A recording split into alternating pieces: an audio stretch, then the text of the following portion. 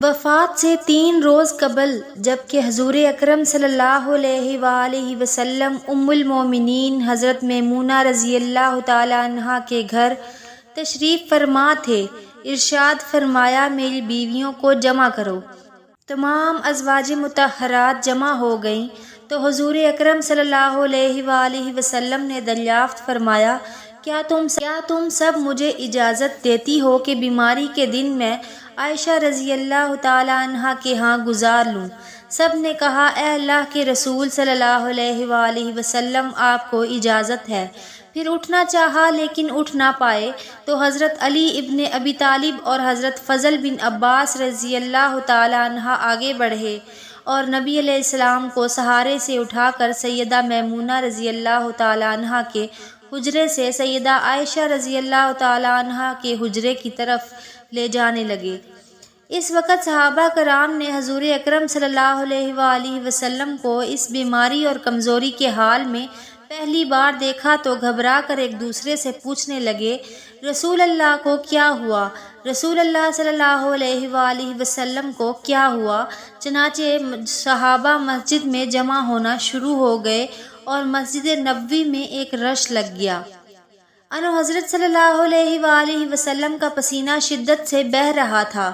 حضرت عائشہ رضی اللہ تعالی عنہا فرماتی ہیں کہ میں نے اپنی زندگی میں کسی کا اتنا پسینہ بہتے نہیں دیکھا، اور فرماتی ہیں میں رسول اللہ صلی اللہ علیہ وآلہ وسلم کے دست مبارک کو پکڑتی اور اسی کو چہرہ اقدس پر پھیرتی، کیونکہ نبی علیہ السلام کا ہاتھ میرے ہاتھ سے کہیں زیادہ محترم اور پاکیزہ تھا۔ مزید فرماتی ہیں کہ حبیب خدا علیہ السلام سے بس یہی ورد سنائی دے رہا تھا کہ لا الہ الا اللہ، بے شک موت کی بھی اپنی سختیاں ہیں۔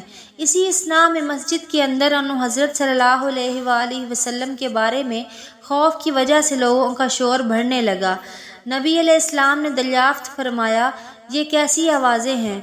عرض کیا گیا اے اللہ کے رسول یہ لوگ آپ کی حالت سے خوف زدہ ہیں۔ ارشاد فرمایا کہ مجھے ان کے پاس لے چلو۔ پھر اٹھنے کا ارادہ فرمایا لیکن اٹھ نہ سکے تو آپ علیہ السلام پر 7 مشکیزیں پانی کے بہائے گئے۔ تب کہیں جا کر کچھ افاقہ ہوا تو سہارے سے اٹھا کر منبر پر لایا گیا۔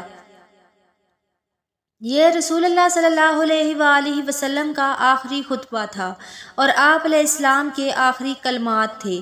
فرمایا اے لوگو شاید تمہیں میری موت کا خوف ہے۔ سب نے کہا جی ہاں اے اللہ کے رسول۔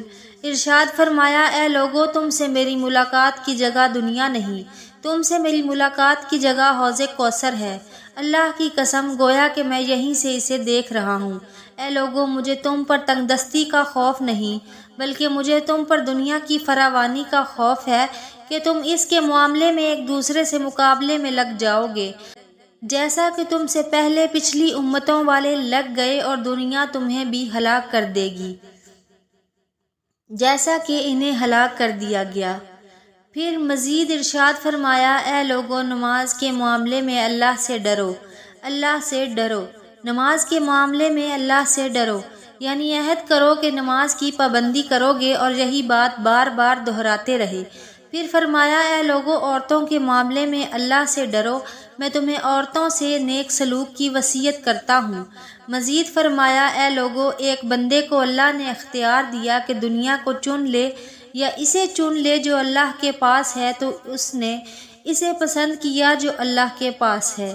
اس جملے سے حضور صلی اللہ علیہ وآلہ وسلم کا مقصد کوئی نہ سمجھا، حالانکہ ان کی اپنی ذات مراد تھی، جبکہ حضرت ابوبکر صدیق رضی اللہ تعالی عنہ وہ تنہا شخص تھے جو اس جملے کو سمجھے اور زار و قطار رونے لگے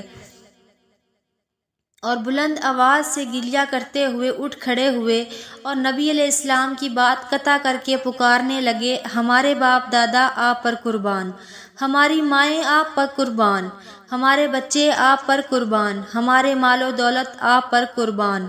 روتے جاتے ہیں اور یہی الفاظ کہتے جاتے ہیں۔ صحابہ کرام رضی اللہ تعالی عنہ ناگواری سے حضرت ابوبکر صدیق رضی اللہ تعالی عنہ کی طرف دیکھنے لگے کہ انہوں نے نبی علیہ السلام کی بات کیسے قطع کر دی۔ اس پر نبی کریم صلی اللہ علیہ وآلہ وسلم نے حضرت ابوبکر رضی اللہ تعالی عنہ کا دفاع ان الفاظ میں فرمایا اے لوگو، ابو بکر کو چھوڑ دو کہ تم میں سے ایسا کوئی نہیں کہ جس نے ہمارے ساتھ کوئی بھلائی کی ہو اور ہم نے اس کا بدلہ نہ دیا ہو، سوائے ابو بکر کے کہ اس کا بدلہ میں نہیں دے سکا، اس کا بدلہ میں نے اللہ پر چھوڑ دیا۔ مسجد نبوی میں کھلنے والے تمام دروازے بند کر دیے جائیں، سوائے ابو بکر کے دروازے کے جو کبھی بند نہ ہوگا۔ آخر میں اپنی وفات سے قبل مسلمانوں کے لیے آخری دعا کے طور پر ارشاد فرمایا، اللہ تمہیں ٹھکانہ دے، تمہاری حفاظت کرے، تمہاری مدد کرے، تمہاری تائید کرے۔ اور آخری بات جو ممبر سے اترنے سے پہلے امت کو مخاطب کر کے ارشاد فرمائی وہ یہ کہ اے لوگو، قیامت تک آنے والے میرے ہر ایک امتی کو میرا سلام پہنچا دینا۔ پھر انو حضرت صلی اللہ علیہ وآلہ وسلم کو دوبارہ سہارے سے اٹھا کر گھر لے جایا گیا۔ اسی اثناء میں عبد الرحمن بن ابی بکر رضی اللہ تعالیٰ عنہ خدمت اقدس میں حاضر ہوئے اور ان کے ہاتھ میں مسواک تھی۔ نبی اکرم صلی اللہ علیہ وآلہ وسلم مسواک کو دیکھنے لگے لیکن شدت مرض کی وجہ سے طلب نہ کر پائے، چنانچہ سیدہ عائشہ حضور اکرم صلی اللہ علیہ وآلہ وسلم کے دیکھنے سے سمجھ گئیں اور انہوں نے حضرت عبد الرحمن رضی اللہ تعالیٰ عنہ سے مسواک لے کر نبی کریم صلی اللہ علیہ وآلہ وسلم کے دہن مبارک میں رکھ دی، لیکن حضور صلی اللہ علیہ وآلہ وسلم اسے استعمال نہ کر پائے تو سیدہ عائشہ رضی اللہ تعالیٰ عنہ نے حضور اکرم صلی اللہ علیہ وآلہ وسلم سے مسواک لے کر اپنے منہ سے نرم کی اور پھر حضور نبی کریم صلی اللہ علیہ وآلہ وسلم کو لوٹا دی تاکہ دہن مبارک اس سے تر رہے۔ فرماتی ہیں آخری چیز جو نبی کریم علیہ السلام کے پیٹ میں گئی وہ میرا لعاب تھا، اور اللہ تبارک و تعالیٰ کا مجھ پر فضل ہی تھا کہ اس نے وصال سے قبل میرا اور نبی کریم صلی اللہ علیہ وآلہ وسلم کا لعاب دہن یکجا کر دیا۔ ام المومنین حضرت عائشہ صدیقہ رضی اللہ تعالیٰ عنہ مزید ارشاد فرماتی ہیں، پھر آپ صلی اللہ علیہ وآلہ وسلم کی بیٹی فاطمہ تشریف لائیں اور آتے ہی رو پڑی کہ نبی کریم صلی اللہ علیہ وآلہ وسلم اٹھ نہ سکے، کیونکہ نبی کریم صلی اللہ علیہ وآلہ وسلم کا معمول تھا کہ جب بھی فاطمہ رضی اللہ تعالیٰ عنہ تشریف لاتی حضور اکرم صلی اللہ علیہ وآلہ وسلم ان کے ماتھے پر بوسہ دیتے تھے۔ حضور صلی اللہ علیہ وآلہ وسلم نے فرمایا، اے فاطمہ قریب آ جاؤ۔ پھر حضور صلی اللہ علیہ وآلہ وسلم نے ان کے کان میں کوئی بات کہی تو حضرت فاطمہ اور زیادہ رونے لگیں۔ انہیں اس طرح روتا دیکھ کر حضور صلی اللہ علیہ وآلہ وسلم نے پھر فرمایا، اے فاطمہ قریب آؤ۔ دوبارہ ان کے کان میں کوئی بات ارشاد فرمائی تو وہ خوش ہونے لگیں۔ حضور اکرم صلی اللہ علیہ وآلہ وسلم کی وصال کے بعد میں نے سیدہ فاطمہ رضی اللہ تعالیٰ عنہ سے پوچھا تھا کہ وہ کیا بات تھی جس پر روئیں اور پھر خوشی کا اظہار کیا تھا۔ سیدہ فاطمہ رضی اللہ تعالیٰ عنہ کہنے لگیں، پہلی بار جب میں قریب ہوئی تو فرمایا، فاطمہ میں آج رات اس دنیا سے کوچ کرنے والا ہوں، جس پر میں رو دی۔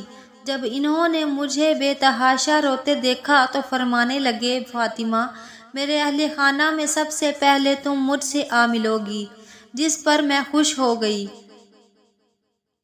سیدہ عائشہ رضی اللہ تعالیٰ عنہ فرماتی ہیں، پھر انو حضرت صلی اللہ علیہ وآلہ وسلم نے سب کو گھر سے باہر جانے کا حکم دے کر مجھے فرمایا، عائشہ میرے قریب آؤ۔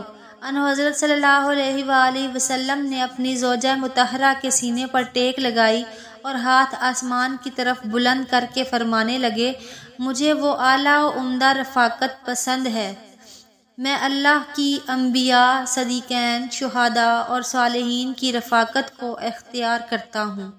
صدیقہ عائشہ رضی اللہ تعالیٰ عنہ فرماتی ہیں، میں سمجھ گئی کہ انہوں نے آخرت کو چن لیا ہے۔ جبرائیل علیہ السلام خدمت اقدس میں حاضر ہو کر گویا ہوئے، یا رسول اللہ، ملک الموت دروازے پر کھڑے شرف باریابی چاہتے ہیں۔ آپ سے پہلے انہوں نے کسی سے اجازت نہیں مانگی۔ آپ علیہ الصلاۃ والسلام نے فرمایا، جبرائیل اسے آنے دو۔ ملک الموت نبی کریم صلی اللہ علیہ وآلہ وسلم کے گھر میں داخل ہوئے اور کہا، السلام علیک یا رسول اللہ، مجھے اللہ نے آپ کی چاہت جاننے کے لیے بھیجا ہے، آپ دنیا میں ہی رہنا چاہتے ہیں یا اللہ سبحانہ و تعالیٰ کے پاس جانا پسند کرتے ہیں؟ فرمایا، مجھے اعلیٰ و عمدہ رفاقت پسند ہے۔ مجھے اعلیٰ و عمدہ رفاقت پسند ہے۔ ملک الموت انہو حضرت صلی اللہ علیہ وآلہ وسلم کے سرہانے کھڑے ہوئے اور کہنے لگے، اے پاکیزہ روح، اے محمد بن عبداللہ کی روح، اللہ کی رضا و خوشنودی کی طرف روانہ ہو، راضی ہو جانے والے پروردگار کی طرف جو غضبناک نہیں۔ سیدہ عائشہ رضی اللہ تعالی عنہا فرماتی ہیں، پھر نبی کریم صلی اللہ علیہ وآلہ وسلم کا ہاتھ نیچے آن رہا اور سر مبارک میرے سینے پر بھاری ہونے لگا۔ میں سمجھ گئی کہ انہو حضرت صلی اللہ علیہ وآلہ وسلم کا وصال ہو گیا۔ مجھے اور تو کچھ سمجھ نہیں آیا، سو میں اپنے حجرے سے نکلی اور مسجد کی طرف کا دروازہ کھول کر کہا، رسول اللہ صلی اللہ علیہ وآلہ وسلم کا وصال ہو گیا۔ مسجد آہوں اور نالوں سے گونجنے لگی۔ ادھر علی کرم اللہ وجہہ جہاں کھڑے تھے وہیں بیٹھ گئے، پھر ہلنے کی طاقت نہ رہی۔ ادھر عثمان بن عفان رضی اللہ تعالی عنہ معصوم بچوں کی طرح ہاتھ ملنے لگے۔ ادھر سیدنا عمر رضی اللہ تعالی عنہ تلوار بلند کر کے کہنے لگے، خبردار، جو کسی نے کہا رسول اللہ صلی اللہ علیہ وآلہ وسلم وفات پا گئے ہیں، میں ایسے شخص کی گردن اڑا دوں گا۔ میرے آقا تو اللہ تعالیٰ سے ملاقات کرنے گئے ہیں، جیسے موسیٰ علیہ السلام اپنے رب سے ملاقات کو گئے تھے، وہ لوٹ آئیں گے، بہت جلد لوٹ آئیں گے۔ اب جو وفات کی خبر اڑائے گا میں اسے قتل کر دوں گا۔ اس موقع پر سب سے زیادہ ضبط، برداشت اور صبر کرنے والی شخصیت سیدنا ابو بکر صدیق رضی اللہ تعالی عنہ کی تھی۔ آپ حجرہ نبوی میں داخل ہوئے، رحمت دو عالم صلی اللہ علیہ وآلہ وسلم کے سینہ مبارک پر سر رکھ کر رو دیے۔ کہہ رہے تھے، میرا پیارا دوست، میرا مخلص ساتھی، میرا محبوب، میرا نبی۔ پھر انہو حضرت صلی اللہ علیہ وآلہ وسلم کے ماتھے پر بوسہ دیا اور کہا، یا رسول اللہ، آپ پاکیزہ جیے اور پاکیزہ ہی دنیا سے رخصت ہو گئے۔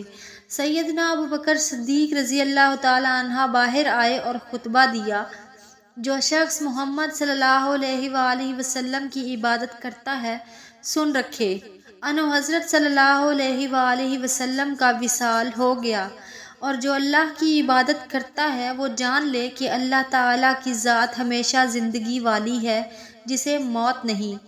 سیدنا عمر رضی اللہ تعالی عنہ کے ہاتھ سے تلوار گر گئی۔